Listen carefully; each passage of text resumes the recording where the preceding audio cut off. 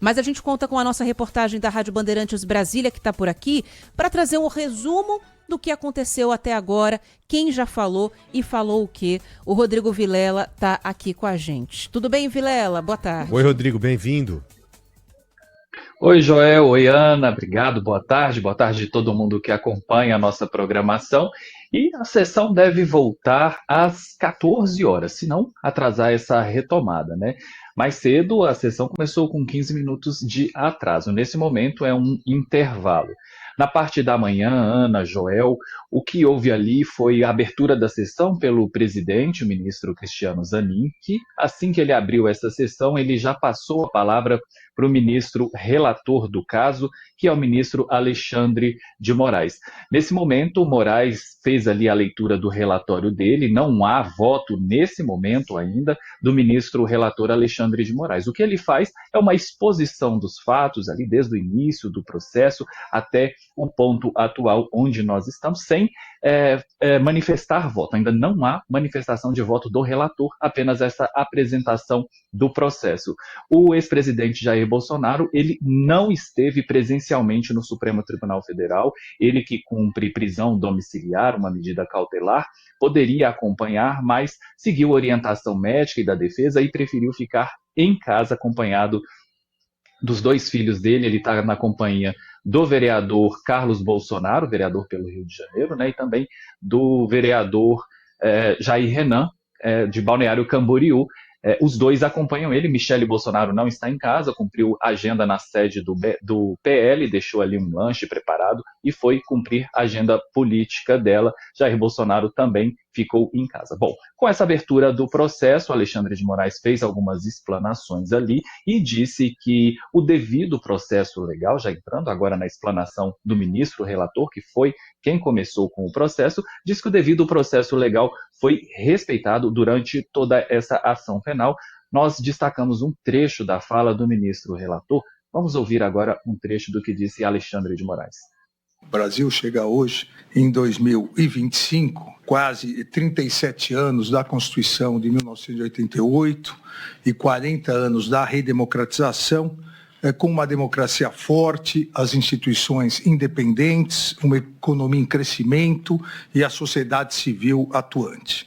Obviamente, isso não significa que foram 37 anos de tranquilidade política, econômica ou social, mas significa, presidente, que as balizas definidas pela Constituição Federal para nosso Estado democrático de direito se mostraram acertadas e impediram inúmeros retrocessos.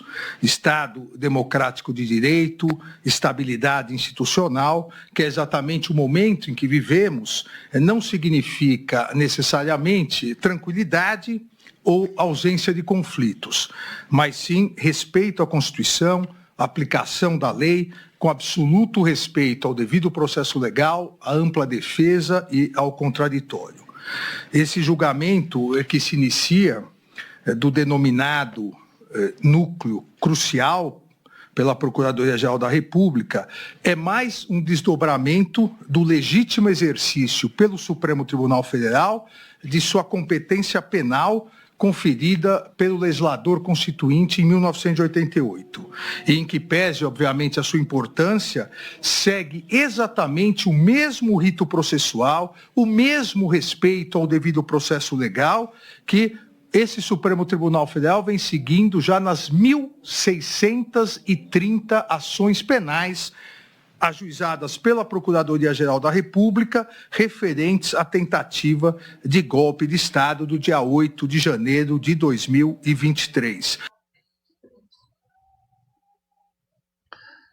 Joel, Ana, nesse momento, né, assim, nós ouvimos um trecho da fala do ministro relator. Eu lembro a vocês que, além do ex-presidente Jair Bolsonaro, mais 7 pessoas, todos membros do governo da gestão de Jair Bolsonaro, também são réus nesse mesmo processo, nesse mesmo núcleo crucial, assim define a acusação, né, que é Alexandre Ramagem, Almir Garnier, Anderson Torres, Augusto Heleno, Paulo Sérgio Nogueira, Walter Braga Neto e Mauro Cid também são réus do processo. Passada essa explanação do ministro relator, quem faz a sustentação, né, pelo cronograma do julgamento, é a acusação. No caso desse processo, o Procurador-Geral da República, Paulo Gonet. Paulo Gonet também já falou por pouco mais de uma hora. O presidente da turma ali, o ministro Cristiano Zanin, estabeleceu 2 horas para a sustentação de Gonet. Gonet usou ali cerca de 1h10, 1h15 de todo esse tempo que ele poderia usar, e nesse período ele aproveitou para defender essa acusação que elaborou contra os oito réus nesse processo. Nós também separamos um trecho da fala do Procurador-Geral da República, Paulo Gonet. Vamos ouvir. Punir a tentativa frustrada de ruptura com a ordem democrática estabelecida é imperativo de estabilização do próprio regime, opera como elemento dissuasório contra o ânimo por aventuras golpistas e expõe a tenacidade e a determinação da cidadania pela continuidade da vida pública, inspirada no protagonismo dos direitos fundamentais e na constância das escolhas essenciais de modo de convivência política. As afrontas assintosas e belicistas contra a ordem constitucional democrática podem assumir formas diversas. A história registra profusão de ensaios dessa espécie. Os golpes podem vir de fora da estrutura existente de poder, como podem ser engendrados pela perversão dela própria. O nosso passado e o de tantas outras nações oferecem ilustrações desta última espécie. O inconformismo com o término regular do período previsto de Mano costuma ser fator deflagrador de crise para a normalidade democrática provocada pelos seus inimigos violentos.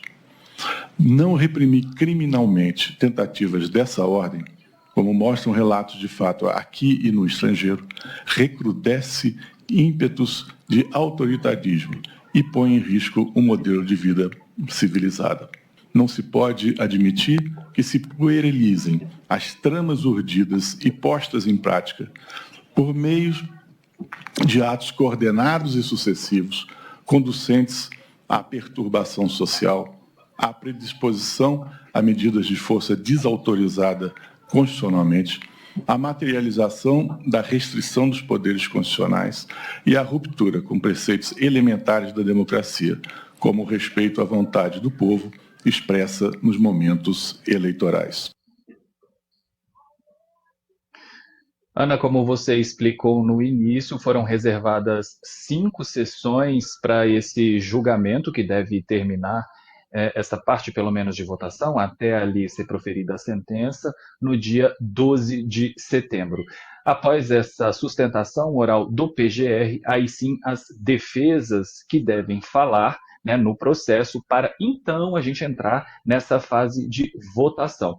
Depois que as defesas fizerem ali seus pontos, suas sustentações, aí volta a palavra ali para o ministro relator, Alexandre de Moraes, e aí ele deve decidir sobre algumas questões que já foram levantadas por algumas das defesas ali, como, por exemplo, anulação da delação premiada e também a nulidade desse processo que não deveria estar correndo no Supremo Tribunal Federal. Nesse momento, o ministro ele pode já pedir uma votação ali de maneira imediata ou pode deixar também para depois, na hora da elaboração do voto de cada ministro. Então, após essa decisão, o ministro vai decidir se os réus são culpados ou se eles são inocentes. Se ele votar pela culpa dos réus, aí sim ele deve propor uma pena e aí sim passa para os outros ministros poderem votar também, né? Alexandre de Moraes, então, é o primeiro a votar. A turma contém ainda como ministros Flávio Dino, Luiz Fux, Carmen Lúcia, além do presidente Cristiano Zanin.